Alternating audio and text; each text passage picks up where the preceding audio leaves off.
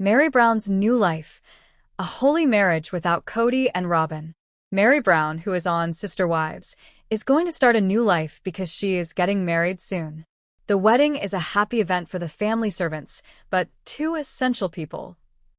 Janelle Brown made it clear that this is a sacred marriage. It would be disrespectful to have someone as unclean as Kody in there, so it's better that they don't have it. Meri is starting this new chapter in her life with a lot of love, respect, and acceptance around her. Her family and friends want her life to shine brightly on this special day, without Kody and Robyn's shadow. As guests started to gather at the quiet, rustic ranch where Meri Brown had decided to start the next chapter of her life, the sun shone golden over the hills of southern Utah. There was a slight smell of sage and wildflowers in the air, and all around me, I could hear laughter, music, and the sound of new beginnings. Meri stood by the window of a wooden cabin in a flowing ivory gown. Her eyes showed a tranquility she hadn't felt in years.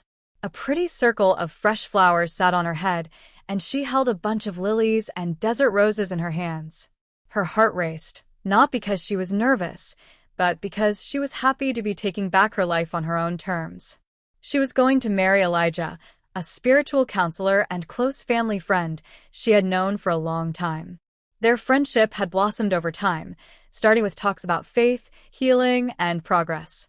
It grew into a strong and stable affection over time. This marriage was different from her last one with Kody, which had steadily fallen apart because of emotional distance and unfulfilled promises. This one was based on mutual respect and spiritual alignment. Christine, Janelle, and their kids were busy moving around the main hall, putting up candles, tapestries, and spiritual symbols that stood for rebirth and divine connection. Janelle, who was never afraid to speak her mind, was in charge of the ceremony's details and made her feelings about some of the absences quite known. She had warned the family a week previously, this is a sacred marriage. Having someone as dirty as Kody in there would be an insult to that sacredness. So it's best they don't have it. Even though her statements were harsh, a lot of people agreed with her. Kody and Robyn had been asked to come, but they didn't really want to. But neither had said they would come. Kody wrote Meri a quick, icy note wishing her luck in whatever this is, but Robyn didn't say anything. Their absence said a lot, but no one missed them. It made the gathering feel less heavy. Meri walked barefoot down the path covered in petals, holding her daughter Leon's hand. Leon smiled happily at her mother as they walked. Elijah stood at the altar under an arch made of driftwood and ivy. Christine's son Paydon played a lovely tune on an acoustic guitar that filled the air. When Meri got to Elijah, they looked into one another's eyes without fear or worry. The officiant, a Native American spiritual leader and lifelong friend of Elijah's, started with a prayer to respect the earth, Meri's ancestors, and the healing journey she had been on. "You have walked through fire," he remarked. "Today, you are the woman you were always meant to be." Christine, Janelle, and many others cried freely because they had seen Meri's agony throughout the years, the rejection, the loneliness, and the fight to be seen. But now she stood there, not as Kody's leftover or someone who had been forgotten, but as a woman who had been born again. After saying their vows, which talked about trust, spiritual cooperation, and a strong commitment to personal growth, Meri and Elijah ignited a ceremonial fire together. They left behind things that reminded them of their past, such as the keys to former residences, a necklace Meri had worn during a time when she wasn't in love, and a piece of shredded parchment with Kody's name on it. The throng cheered as the flames burned away the past. Later that night, as stars filled the sky over the desert, Meri stood by the fire pit with Christine and Janelle. They raised their glasses to sisterhood, survival, and new love that was holy. Christine whispered, "You did it, Meri. You finally picked yourself." Meri grinned. "And it feels like coming home." Sounds of laughter, music, and dancing could be heard in the distance. And even though Kody and Robyn weren't there, their absence was the last gift, confirmation that healing was possible and that joy could grow even after years of agony and silence. Meri Brown felt finally free under that huge, starry sky. But The sun was setting behind the mountains in Arizona, and the arid countryside was bathed in a golden light.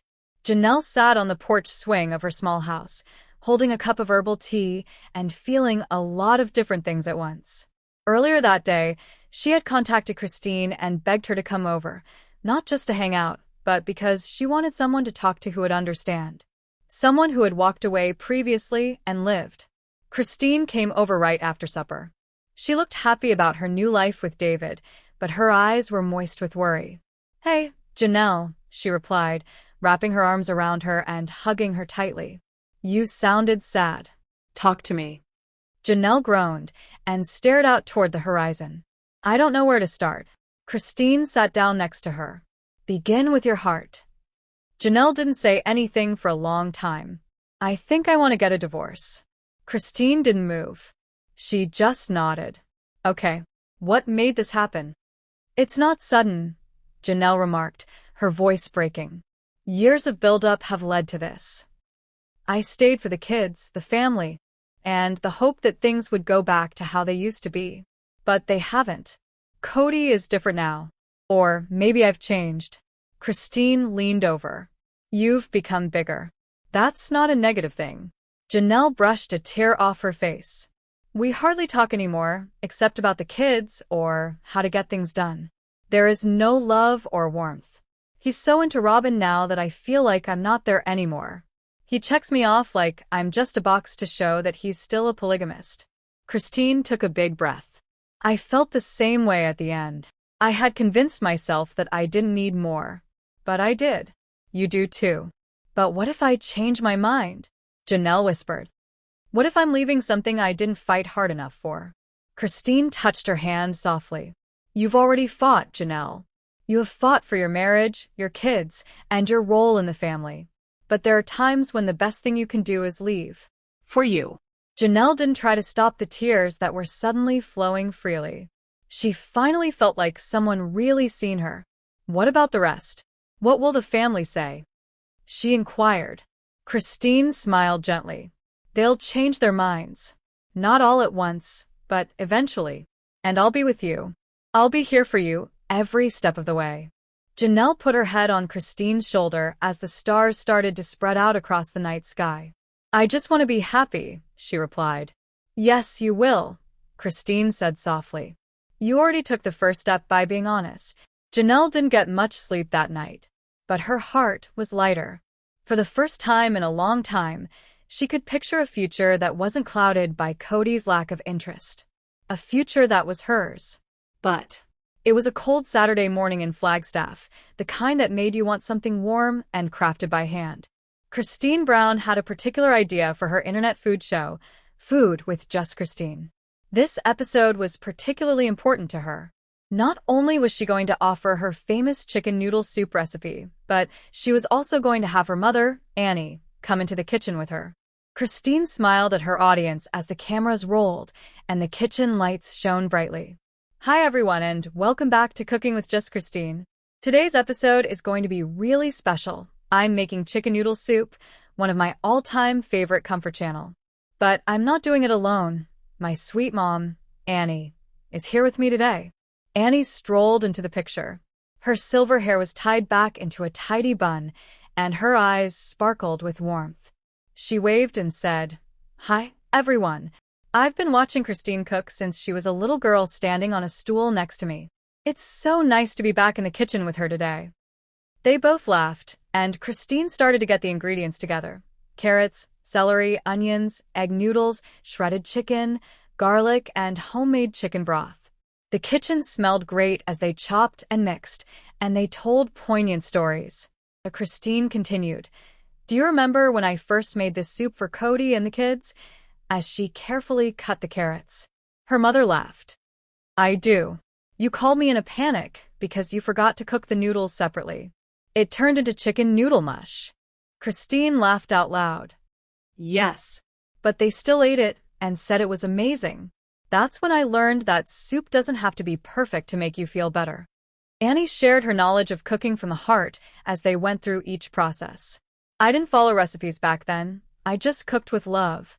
Food was how we healed, celebrated, and showed we cared."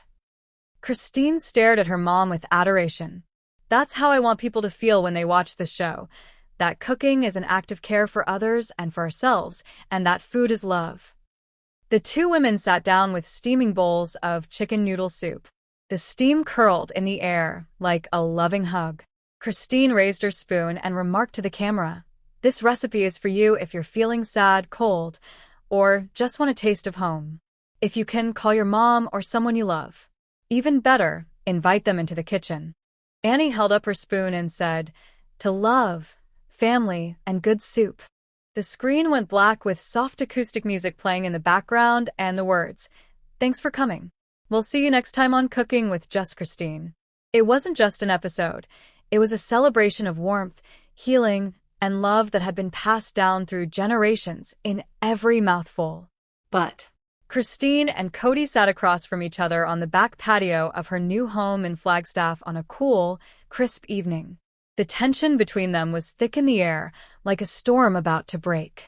They hadn't sat down like this in months. No cameras, no kids, no distractions.